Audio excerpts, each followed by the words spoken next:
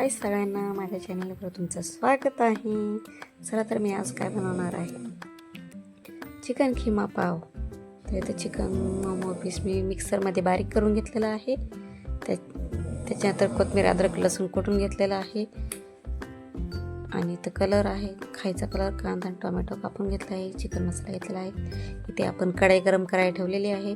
त्याच्यामध्ये मस्तपैकी आता तेल टाकून घेऊया.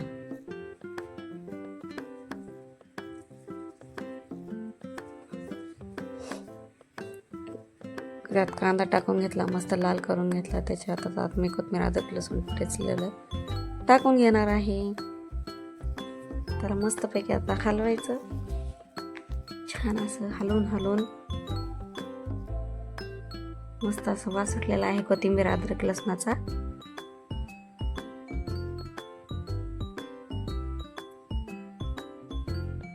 छान परतून घ्यायचं.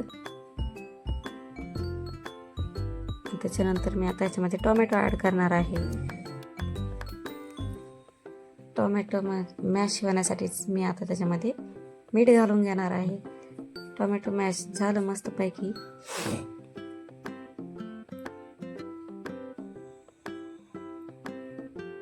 चांगलं वाटतं, कारण टोमॅटो दिसलं की मला अजिबात आवडत नाही. त्यामुळे त्यामध्ये मी मीठ घालून मस्तपैकी मॅश करून घेते. आता आपलं टोमॅटो मस्तपैकी मॅश होत आहे. कोणाला रेसिपी आवडते नक्की कमेंट करून सांगा. रेसिपी आवडली की मला कमेंट करून सांगा आणि घरी तुम्ही ट्राय करून बघा. खूप छान लागतं खिमा पाव.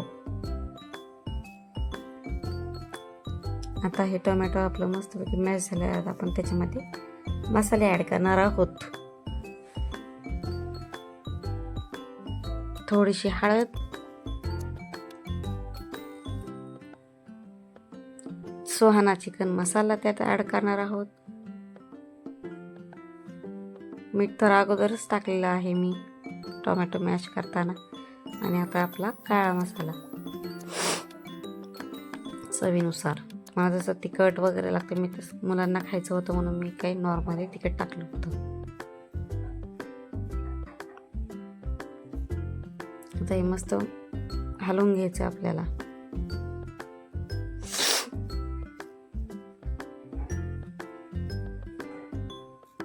आणि आता आपण ह्याच्यामध्ये आपलं चिकन बारीक केलेलं मिक्सरला ह्याच्यामध्ये टाकून घेणार आहोत.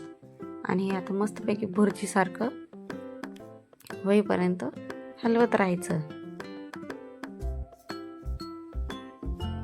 पूर्ण चिकन असं की आपलं तयार झालं आहे. मी मगाशी पाणी घेतलं होतं, कलर ते फेकून दिलं. मी ह्याच्यामध्येच ॲड करणार आहे कलर, खायचं कलर, जिलेबी कलर.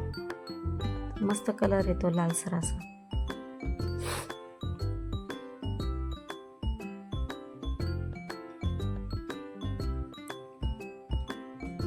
मस्त कलर सगळ्याला आता लागलेला आहे. तर आपण ह्याच्यामध्ये आता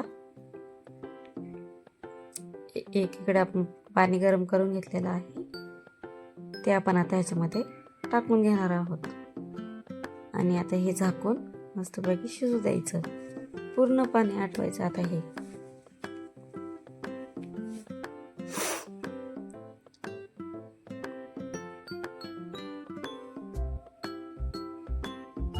आणि आता आपलं हे पूर्ण पाणी आटून झालेलं आहे.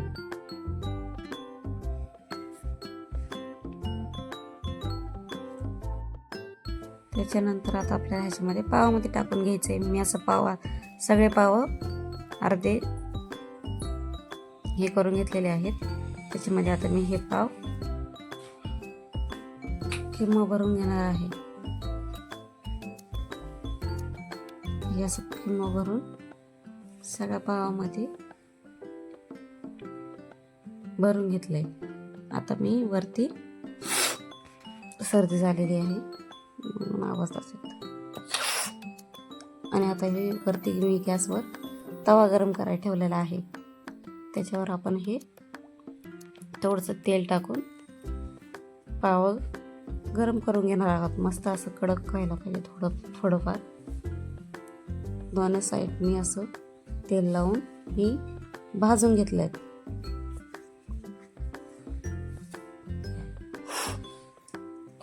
एकच लादी आणली होती, थोडंच बनवलं होतं म्हणून.